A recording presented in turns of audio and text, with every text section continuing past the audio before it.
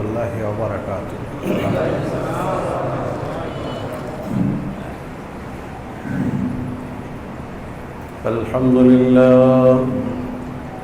الحمد لله نحمده ونستعينه ونستغفره ونؤمن به ونتوكل عليه ونعوذ بالله من شرور أنفسنا ومن سيئات أعمالنا. من يهده الله فلا مضل له ومن يضلله فلا هادي له، ونشهد أن لا إله إلا الله وحده لا شريك له، ونشهد أن سيدنا وسندنا وحبيبنا ومولانا محمدا عبده ورسوله، أرسله بالحق بشيرا ونذيرا وداعيا إلى الله بإذنه وسراجا منيرا. أما بعد، فقد قال الله تعالى في كلامه المجيد وفي فرقان الحميد: أعوذ بالله من الشيطان الرجيم. بسم الله الرحمن الرحيم. هو الذي بعث في الأميين رسولا منهم يتلو عليهم آياته ويزكيهم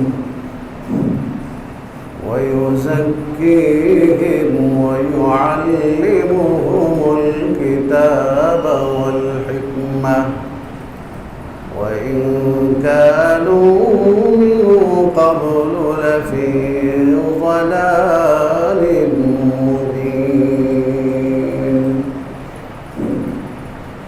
وقال رسول الله صلى الله عليه وسلم: كنت نبيا وآدم بين الماء والطين. وقال عليه الصلاة والسلام: قال الله عز وجل تبارك وتعالى: لولاك لما خلقت الأفلاك. صدق الله مولانا العظيم وصدق رسوله النبي الكريم، ونحن على ذلك من الشاهدين والشاكرين، والحمد لله رب العالمين. اللهم صل على محمد وعلى آل محمد كما صليت على إبراهيم وعلى آل إبراهيم إنك حميد مجيد. اللهم بارك على محمد وعلى آل محمد كما باركت على إبراهيم وعلى آل إبراهيم إنك حميد مجيد. جمال حسن یوسف پر صرف عاشقہ زلیخا تھی، اور تیرے روئے روشن پر فدا سارے خدائی ہے. بلغ العلا بکمالہ کشف الدجا بجمالہ، حسنت جمیع خصالہ.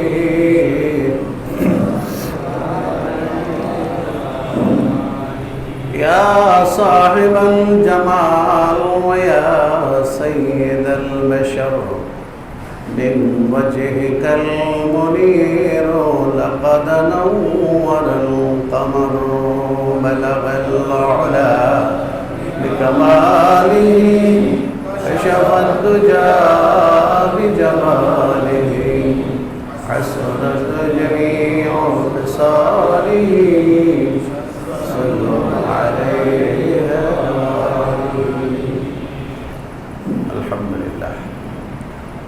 আল্লাহ পাকের দরবারে অসংখ্য গণিত শুকর ও সুজুদ, যিনি মহান রব্বুল আলামিন আমাদেরকে এই প্রতিকূল পরিবেশে আল্লাহ পাকের গোলামি করার জন্য, আল্লাহ পাকের হুকুম মানার জন্য জুমার দিনে আল্লাহ পাকের পবিত্র ঘর জান্নাতের বাগানে আমাদেরকে আসার বসার আল্লাহ পাক তৌফিক দান করেছেন। এই জন্য আমরা আল্লাহ পাকের শুকর আদায় করছি, আলহামদুলিল্লাহ। আল্লাহ তাআলা আমাদেরকে বড় নেয়ামত দান করেছেন, যে নেয়ামত সারা দুনিয়া বারবার হাজারবার বিক্রি করলেও এর সমকক্ষ হবে না। এর প্রতিদান আল্লাহর কাছে আমরা কিছুই পরিশোধ করতে পারব না। সেই নেয়ামতটা হলো ঈমানের মতো নেয়ামত আল্লাহ আমাদেরকে নসিব করেছেন। ঈমান বড় দৌলত, আর এই ঈমানের দৌলত আমরা পেয়েছি যার মাধ্যমে তিনি হলেন আল্লাহ পাকের সৃষ্টির শ্রেষ্ঠ, যার ওসিলায়, যার উদ্দেশ্যে, যাকে ওসিলা করে, যাকে ভালোবেসে আল্লাহ রাব্বুল আলামিন যার উপর যার হামদ সানায় সন্তুষ্ট হয়ে আল্লাহ তাআলা এই মহাবিশ্ব ব্রহ্মাণ্ড, আসমান ও জমিন, লৌহ কলম, আল্লাহ পাকের সমগ্র সৃষ্টিকুল, সমগ্র কায়নাতকে যিনি সৃষ্টি করেছেন, তিনি হলেন আল্লাহ পাকের প্রিয় বন্ধু হাবিবুল্লাহ, রাহমাতুল লিল আলামিন, শফিউল মুজনিবিন। সেই মহান আল্লাহ পাকের বড় নেয়ামত, তিনি আমাদেরকে অসংখ্য গণিত কোটি কোটি মানুষের ভিতর থেকে আল্লাহ পাক আমাদেরকে নির্বাচিত করেছেন তার এই আনিত ধর্ম শরীয়তে মুতাহহারা ঈমানের কালেমা পড়ার জন্য। যে কালেমা রাসূলকে দেখেছে, বারবার রাসূল দাওয়াত দিয়েছেন, অথচ তারা রাসূলকে উপহার দিয়েছে পাথর, যন্ত্রণা, এমনকি বেঈমানরা রাসূলের দাঁত পর্যন্ত, কাঁচা দাঁত ভেঙে ফেলেছে, দান্দার শহীদ করে দিয়েছে, রাসূলের রক্ত বয়েছে, রাসূল দেশ ছাড়তে বাধ্য হয়েছেন, হিজরত করে মদিনা মুনাওয়ারায় চলে গেছেন। কিন্তু ওই বদনসিবদের কালেমা পড়া নসিব হয়নি। আমরা কত সৌভাগ্যবান, রাসূলকে দেখি নাই, কি বলেন, দেখছি? রাসূলের জবানের কোনো কথা, কোনো ইন্টারনেটের মাধ্যমে, টেলিভিশন, মোবাইল ফোন, ইন্টারনেট, যত যোগাযোগের মাধ্যম আছে, কোনো মাধ্যমে আমাদের কানে রাসূলের কোনো বাণী সরাসরি পৌঁছে নাই। আমরা কোরআন এবং সুন্নাহর মধ্যে রাসূল সাল্লাল্লাহু আলাইহি সাল্লামকে খুঁজে পেয়েছি, আল্লাহকে খুঁজে পেয়েছি ওনার মাধ্যমে। সেই পেয়ারে হাবিব সাল্লাল্লাহু আলাইহি সাল্লামের সেই রক্তমাখা কালেমা আমরা পড়ার সুযোগ আমাদেরকে আল্লাহ পাক দান করেছেন। এর চেয়ে বড় সুনসিব আর কিছুই হতে পারে না। আমরা নবীকে দেখি নাই, তাও ওনার কালেমা পড়ে বর্ষতা স্বীকার করে আল্লাহর প্রতি ঈমান এনেছি। লা ইলাহা ইল্লাল্লাহু মুহাম্মাদুর রাসূলুল্লাহ। আল্লাহু আকবার। এই কালেমাটার দাওয়াত দিলে পরে তারা রাসূলকে পাথর মেরেছে, কালেমা তারা বিশ্বাস করে নাই, এই কালেমাকে তারা মেনে নেয় নাই। এই জন্য আল্লাহ পাক বলছেন, রাসূল আলাইকাল বালা ওয়া আলাইনাল হিসাব। আপনি দাওয়াত দেন, কারা আপনার দাওয়াত গ্রহণ করছে আর কারা আপনাকে পাথর মারছে, সব কিছুর হিসাব আমার কাছে আছে। আমি যাকে হেদায়েত দেব, আপনি দাওয়াত দিলে আমি যাকে ভালোবাসি তাকে অবশ্যই হেদায়েতের এই নিয়ামত দান করব। আর যেই বদবক্ত কবিনাকে আমি ভালোবাসবো না, তার কাছে আপনি 1000 বার গেলেও কাজ হবে না। লাস্তা আলাইহিম বিমুসাইতির। আপনি তাদেরকে দাওয়াত দেবেন, সরাসরি দাওয়াত, আর সরাসরি দাওয়াত নয়, ইনডাইরেক্ট দাওয়াত হবে। বদনসিব হলে সে আপনার সরাসরি দাওয়াত গ্রহণ করবে না। সরাসরি দাওয়াত দিচ্ছেন তারপরেও গ্রহণ। আর যদি সুনসিব হয়, খুশনসিব হয়, আপনার সামনে তারা আসবে না, আপনার জামানা থেকে বহু দূরে থাকবে, তারপরেও মুহাব্বতের সাথে কালেমা পড়ে সে ঈমানদার হয়ে যাবে। তাহলে এবার বলুন, আমরা কি সুনসিব না বদনসিব? আমাদেরকে কালেমা পড়াবার জন্য কোন ধরনের কেউ কি পাথরের আঘাত পেয়েছে, অত্যাচারিত হয়েছে, কাউকে আমরা দেশ ছাড়া করেছি? আমরা ওলামায়ে কেরামের কাছ থেকে শুনছি জান্নাতের খবর, আল্লাহ তাআলা মহান সৃষ্টিকর্তা, ঈমানের সুসংবাদ, এই খবর পেয়ে আমরা বিশ্বাস করে কালেমা পড়ে ফেলেছি। এই জন্য মুহাম্মদুর রাসূলুল্লাহ সাল্লাল্লাহু আলাইহি সাল্লামের উম্মতকে বলা হয় শ্রেষ্ঠ উম্মত। মারহাবা বলবেন না? আমরা কি উম্মত? শ্রেষ্ঠ উম্মত। কুনতুম খায়রা উম্মাতিন উখরিজাত লিন-নাস তা'মুরুনা বিল মা'রুফি ওয়া তানহাউনা 'আনিল মুনকারি ওয়া তু'মিনুনা বিল্লাহ। আল্লাহ রাব্বুল আলামিন নবীকে সান্ত্বনা দিচ্ছেন, নবী গো, আপনি যেই উম্মতের জন্য এত মার খাচ্ছেন, এত মেহনত করতেছেন, যেই উম্মতের জন্য আপনি দেশ ছাড়ছেন, রক্ত দিচ্ছেন, এই উম্মত কিন্তু পৃথিবীর শ্রেষ্ঠ উম্মত। আপনার শ্রেষ্ঠত্বের কারণে আপনার উম্মতও শ্রেষ্ঠ হয়ে গেছে। রবিউল আউয়াল মাসের আজকে 5 তারিখ। আরবি মাসটা সবসময় মনে রাখবেন। আমরা তো ইংরেজ হইতে হইতে এমন ইংরেজ হয়েছি, খালি ইংরেজিটা মনে থাকে, মানে বাঙালি বাংলাও মনে থাকে না। কি বলেন? ভাষা আন্দোলন করলো, জীবন দিল সালাম, বরকত, রফিক, আমাদের মুসলমানের ছেলেরা বাংলা ভাষার জন্য, কিন্তু দিবসটা উদযাপিত হয় ইংরেজি হিসেবে। 21শে ফেব্রুয়ারির গান বানাইছে, কিন্তু বাংলা তারিখ হিসেবে কোনো গান পাওয়া যায়। আরবি তারিখটা মনে রাখতে হবে। রাসূল আকরাম সাল্লাল্লাহু আলাইহি সাল্লাম ঈসা আলাইহিস সালামের 570 বছর পরে পৃথিবীতে আসছেন। কত বছর?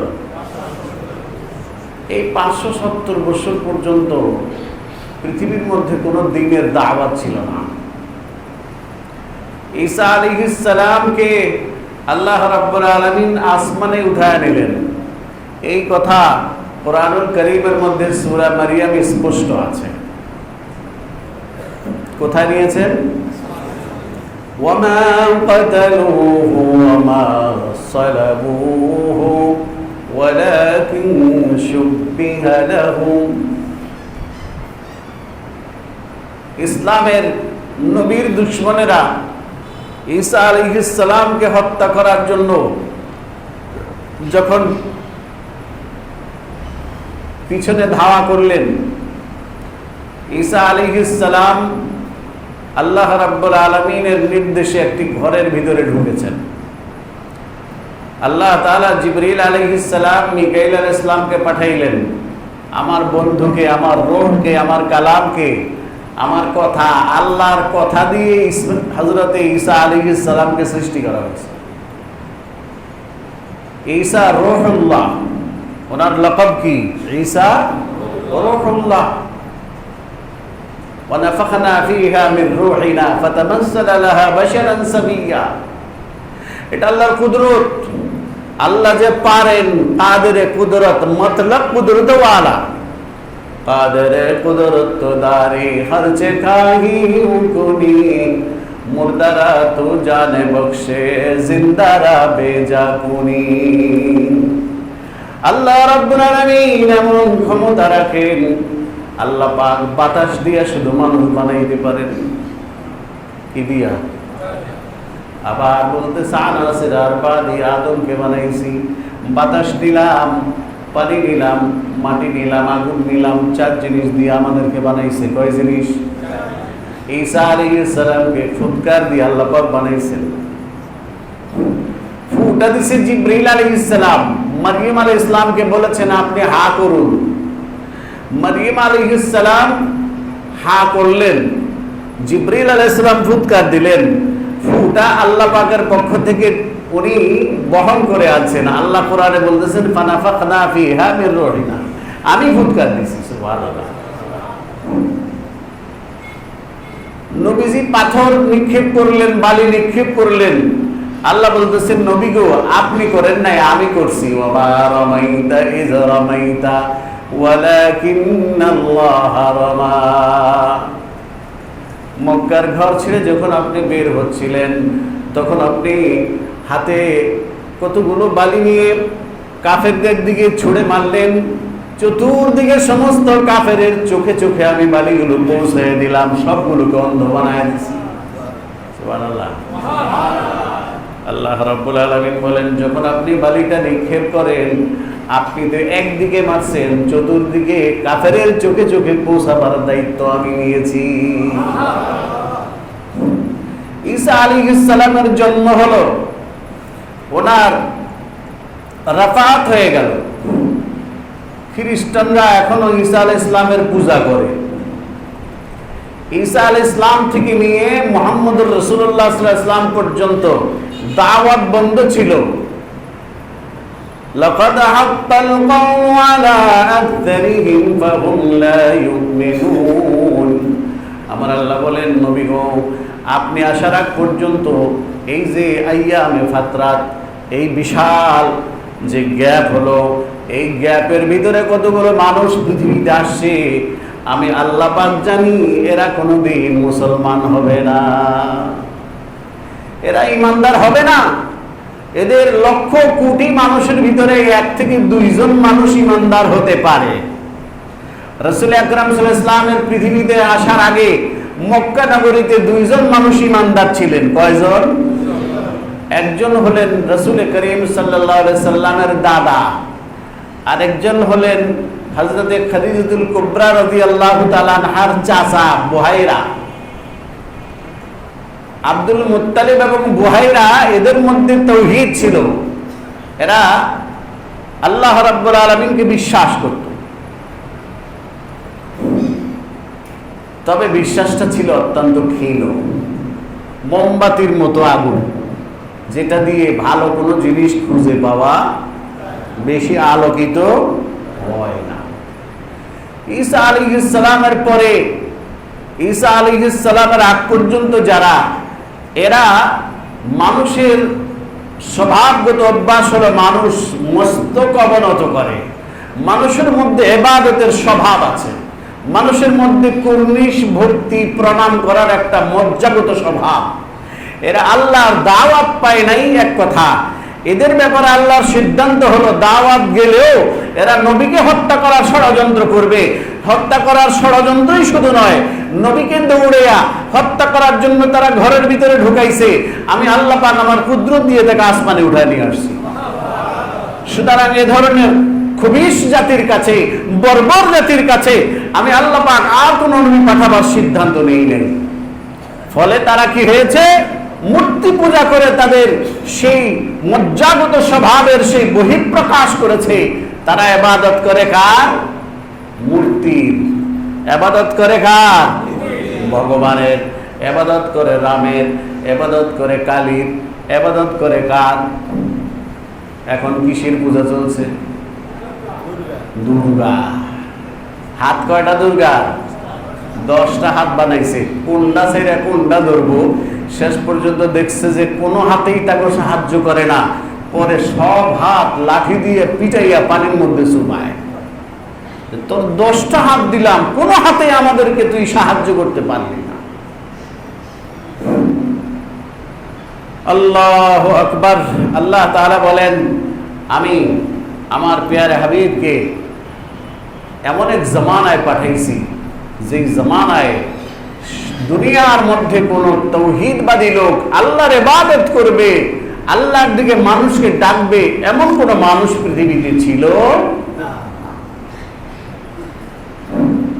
তো আমি আল্লাহ তাআলা সিদ্ধান্ত নিলাম, ঈসা আলাইহিস সালামের রফতার পরে যখন 570 বছর পর্যন্ত দুনিয়াতে কোনো নবী পয়গম্বর নাই, এরপরে আমার স্ট্রাকচারে আছে যারা পৃথিবীতে আসবে, এর মধ্যে মুহাম্মদুর রাসূলুল্লাহর উম্মতের পৃথিবীতে আসার সময় হয়ে গেছে। এই জন্য আমি মুহাম্মদুর রাসূলুল্লাহকে পৃথিবীতে পাঠাবার সিদ্ধান্ত নিয়েছি। কিন্তু এক হাদিসের মধ্যে পাওয়া যাচ্ছে, রাসূল করিম সাল্লাল্লাহু আলাইহি ওয়াসাল্লাম বলতেছেন, আমি পৃথিবীতে আসছি সবার পরে, কিন্তু আমাকে আল্লাহ পাক বানাইছেন সৃষ্টির সবার আগে। সুবহানাল্লাহ। আমাকে বানাবার সিদ্ধান্ত, আমার উপাদান, আমাকে পৃথিবীতে পাঠাবেন, সব স্ট্রাকচার আল্লাহ পাকের কাছে তৈরি ছিল। আদম আলাইহিস সালাম তখনও রূহ ফুৎকার করা হয় নাই। কুনতু নবিয়ান, আমি তখনও নবুয়ত প্রাপ্ত। রিসালাত আমার কাছে আসবে, আমি তখনও আল্লাহর দরবারে নবুয়ত প্রাপ্ত নবী। এমন নবী আদম আলাইহিস সালামের আমি সন্তান হব, কিন্তু আদম আলাইহিস সালামকে এখনো বানায় নাই। সুবহানাল্লাহ। লাউলা কালামা খালাকতুল আখলাক। আল্লাহ পাক নবীকে বলতেছেন, নবী গো, আপনাকে যদি না পাঠাইতাম, না বানাইতাম, তাহলে আমি আল্লাহ তাআলা বিশ্ব কায়নাতকে সৃষ্টি করতাম না। সুবহানাল্লাহ। একটা উপলক্ষ, যে কোনো একটা উপলক্ষ করে আমরা সাজসজ্জা করি, বাড়িকে সাজাই, বাতি জ্বালাই, টিপটপ বাতির ব্যবস্থা করা হয়, সাজসজ্জা করা হয়, নতুন রং লাগানো হয়। এরপরে কত ধরনের আপনার আনন্দের বিভিন্ন উপাদান আমরা সেখানে তৈরি করি। উপলক্ষ কি? এই বাড়িতে বিয়ে হবে, এই বাড়িতে বর